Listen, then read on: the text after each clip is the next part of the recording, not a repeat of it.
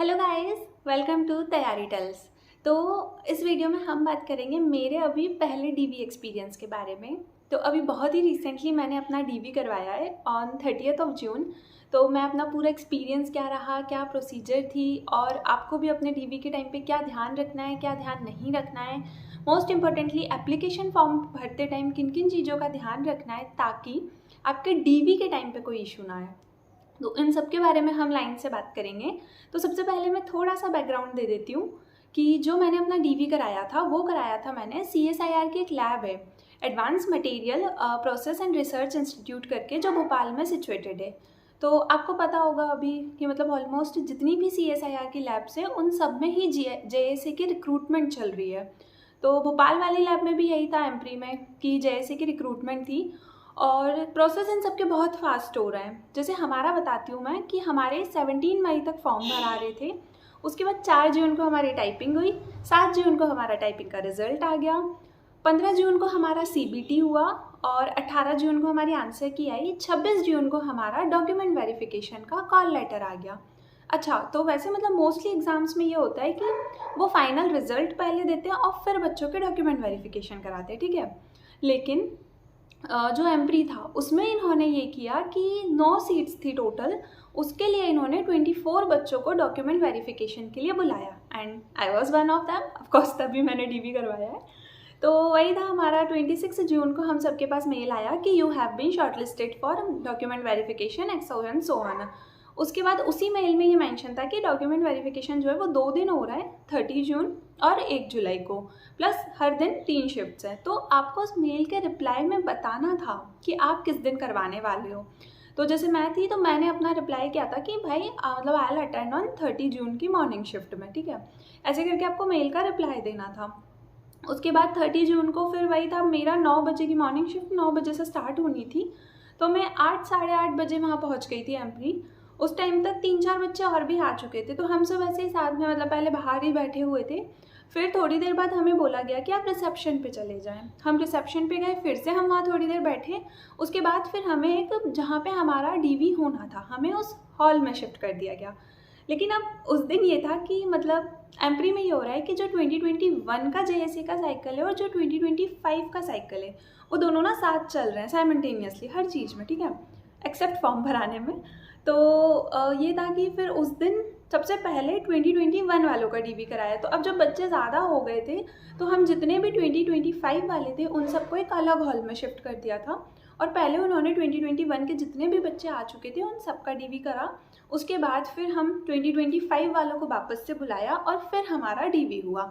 तो सबसे पहले हम बैठे सब वापस, और मतलब जो मेरा मिसकंसेप्शन था जो उस दिन दूर हुआ कि डीवी में ऐसा नहीं होता है कि मतलब ऐसे पैनल बैठी हुई है और फिर आपका एक एक करके बुला रहे हैं और फिर आपके डॉक्यूमेंट्स चेक हो रहे हैं, इंटरव्यू टाइप्स। वैसा कुछ भी नहीं था। हम सारे बच्चे ऑलमोस्ट, शायद हम उस दिन 12-13 बच्चे थे, हम सब साथ बैठे थे और हमारे साथ 3-4 सर थे जो पूरी डीवी की प्रोसेस कंडक्ट कर रहे थे। उनमें से एक सेक्शन ऑफिसर थे जो मेन हेड थे बेसिकली डीवी के। तो हम सब वही साथ ही बैठे हुए थे ऐसे लाइन से और हम सबका डीवी मतलब होता गया, सामने ही था, सबका सामने ही हो रहा था। तो सबसे पहले हमें एक फॉर्म दिया गया। उस फॉर्म में आपको अपना नाम, आपको अपनी कॉन्टैक्ट डिटेल्स, मोबाइल नंबर और ईमेल, आप कैटेगरी, किस कैटेगरी से आप बिलोंग करते हो और ये सब मेंशन करना था। फिर उसमें ना लिस्ट थी सारे ही डॉक्यूमेंट्स की। बताऊंगी मैं कौन कौन से डॉक्यूमेंट्स मैंडेटरी थे और क्या था। और तो फिर वही था कि जो जो डॉक्यूमेंट्स आपके पास हैं उस टाइम पे अवेलेबल हैं उन पे आप राइट क्लिक करोगे और जो जो आपके पास नहीं है उस पर आपको NA लिखना था, दैट इज़ नॉट एप्लीकेबल, ठीक है। अब जैसे मेरा केस था तो मैं अनरिजर्व्ड कैटेगरी से बिलोंग करती हूँ, तो मेरा कैटेगरी सर्टिफिकेट नहीं है। At the same time domicile certificate भी मेरे पास उस दिन नहीं था, एड्रेस प्रूफ मेरे पास नहीं था। तो इन सब में मैंने NA लिखा था और इससे कोई इशू नहीं होता। ऐसा नहीं है कि आपके पास डोमिसाइल सर्टिफिकेट नहीं है तो आपका इशू हो जाएगा। हाँ, अगर आप किसी कैटेगरी से बिलोंग करते हो और आपके पास कैटेगरी सर्टिफिकेट नहीं है तो डेफिनेटली इशू होगा। अदरवाइज ऐसे मतलब इन डॉक्यूमेंट्स पे कोई इशू नहीं होना था, ठीक है। तो फिर वही था, पहले हमने फॉर्म भरा, उस फॉर्म में फिर एक लास्ट में डिक्लेरेशन था कि आई सर्टिफाई कि भाई जो जो है ये सारे डॉक्यूमेंट्स मेरे पास हैं और अगर कुछ पे डिस्क्रिपेंसी फाउंड होती है तो उसके लिए मैं खुद रिस्पॉन्सिबल हूँ और मेरा कैंडिडेचर आप कैंसिल कर सकते हो। और फिर आपको अपने साइन करने थे, डेट मेंशन करनी थी। फिर ये जब हमने फॉर्म फिल कर दिया उसके बाद एक सर आए, उनने इंडिविजुअली हम सबके जो ओरिजिनल डॉक्यूमेंट्स थे, मतलब ऊपर से बस ऐसे डिटेल चेक अभी नहीं हो रहा है, अभी सिर्फ उन्होंने देखा कि बच्चों के पास ये सब है ना। अच्छा पहले मैं यही बता देती हूँ कि आपको क्या क्या डॉक्यूमेंट्स चाहिए, ठीक है। तो जो डॉक्यूमेंट वेरिफिकेशन का कॉल लेटर है वो, आपका एप्लीकेशन फॉर्म, आपके आधार कार्ड मतलब ओरिजिनल आधार कार्ड या फिर जो भी आइडेंटिटी आपने फॉर्म फिल करते टाइम दिया था वो, 10th की मार्कशीट, 10th का सर्टिफिकेट, 12th की मार्कशीट, 12th का सर्टिफिकेट, उसके बाद ग्रेजुएशन स्पेशली फाइनल ईयर की जिसमें कंबाइन होता है पूरा वो, डिग्री, अगर आप किसी कैटेगरी से बिलोंग करते हैं तो कैटेगरी का सर्टिफिकेट, प्लस पासपोर्ट फ़ोटो। मतलब ये तो मैंडेटरी ही थे, ये सब होना चाहिए। इसके अलावा जो है वो मतलब अगर नहीं भी है तो इशू नहीं होगा, बट ये सब मैंडेटरी थे, ये सब आपके पास होने चाहिए थे। तो उन सर ने हमारा ये चेक किया कि सबके पास ये है ना, और इन सब की आपको एक फ़ोटोकॉपी ले जानी होती है सेल्फ अटेस्टेड। अब सेल्फ अटेस्टेड का क्या मतलब है, तो बेसिकली उसमें कुछ नहीं है, आपको राइट हैंड साइड पे अपने साइन करने हैं, और जिस दिन आपका डीवी है, जैसे मेरा 30 जून 2025 को था, तो वही है कि राइट हैंड साइड पे एकदम नीचे आपको अपने साइन करने हैं और आपको वो डेट मेंशन करनी है, दैट्स इट। सेल्फ अटेस्टेड का मतलब सिर्फ इतना सा होता है। तो वही ओरिजिनल डॉक्यूमेंट और ये जितने भी डॉक्यूमेंट्स हैं इन सबका एक फ़ोटोकॉपी का सेट, ये चेक हुआ। उसके बाद हमारा बेसिकली डीवी स्टार्ट हुआ। तो डीवी हमारा सीरियल वाइज चल रहा था, जो एप्लीकेशन नंबर होता है वो फॉलो हो रहा था। सबसे पहले आपका बायोमेट्रिक होगा।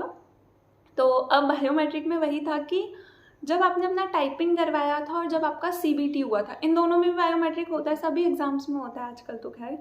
तो वही था, वो हुआ, उससे मतलब उनके पास वो दोनों का, आपका जो दोनों थे वो स्टेजेस, उनका उनके पास डेटा होता है, तो वो उससे आपको एक और बार वेरीफाई करते कि भाई सेम ही पर्सन है ना, कोई और तो नहीं आ गया टाइप्स। तो पहले वो वेरीफाई हुआ, लेफ्ट थंब और फोटो कैप्चर हुई। जब वो वेरीफाई हो गया फिर जो सेक्शन ऑफिसर थे वो आपके सारे डॉक्यूमेंट्स वेरीफाई करेंगे। तो सबसे पहले वो आपसे आपका एप्लीकेशन फॉर्म मांगेंगे, उसके बाद वो जो आपके पास फोटोकॉपी का सेट है वो ले लेंगे, और फिर अब वो आपसे बोलते जाएंगे कि अपनी 10th की मार्कशीट दो। वो देखेंगे, दोनों को मैच करेंगे। अब पता नहीं क्या डिटेल्स मैच करते हो तो मुझे नहीं पता, और उनने मैच किया, और जब वो वेरीफाई हो गया तो वो उस पे से जो आपका फ़ोटोकॉपी वाला था उस पे से राइट टिक करके वेरीफाइड लिख के अपना साइन और डेट डाल के, मतलब सारे डॉक्यूमेंट्स पे एक एक पेज पे वो ये सब पे कर रहे हैं, ठीक है।